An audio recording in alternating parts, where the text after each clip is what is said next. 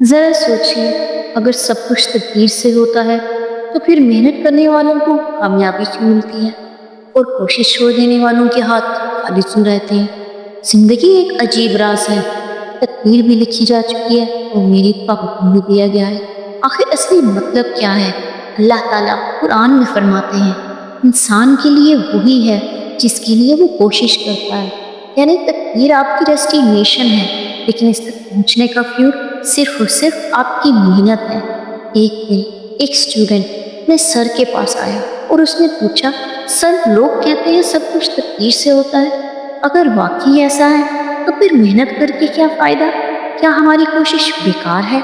سر ہلکا سا مسکرائے اور کہا، بیٹا آج میں تمہیں ایک مثال دیتا ہوں جو تمہاری سوچ ہمیشہ کے لیے بدل دے گی۔ سر نے اپنے ڈیسک سے ایک بیج اٹھایا اور اسٹوڈنٹ کے سامنے رکھا۔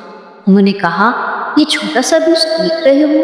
تقدیر نے اس ہنچ کے اندر ایک بڑا درخت دیا ہے، لیکن اگر یہ بیج زمین میں بویا ہی نہ جائے، اسے پانی نہ ملے، دھوپ نہ ملے، تو کیا یہ کبھی درخت بن سکے گا؟ اسٹوڈنٹ نے دھیرے سے جواب دیا، نہیں سر، بنا محنت کے یہ کبھی درخت نہیں بن سکتا۔ سر نے کہا، بالکل صحیح بیٹا، تقدیر تمہیں ایک بیج دے گی، لیکن اس بیج کو زمین میں بونا، اسے پالنا، اسے اگانا، یہ تمہاری ذمہ داری ہے۔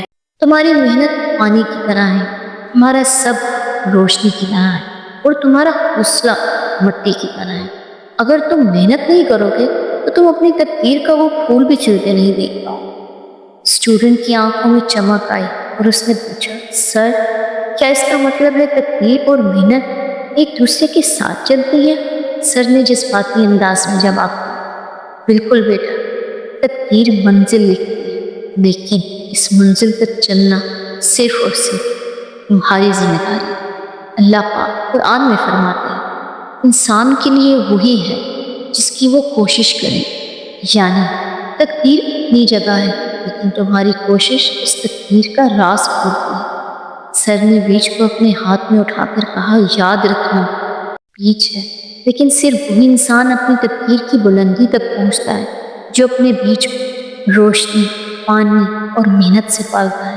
تمہاری کوشش ہی تمہاری تقدیر کو زندہ کرتی ہے۔ اسٹوڈنٹ گہری سوچ میں گم ہوا، اس کی آنکھوں میں ایک امید کی چمک تھی۔ تو اس نے اس دن فیصلہ کر لیا کہ وہ اپنی زندگی صرف نصیب کے بھروسے نہیں بلکہ محنت اور حوصلے کے ساتھ گزارے گا۔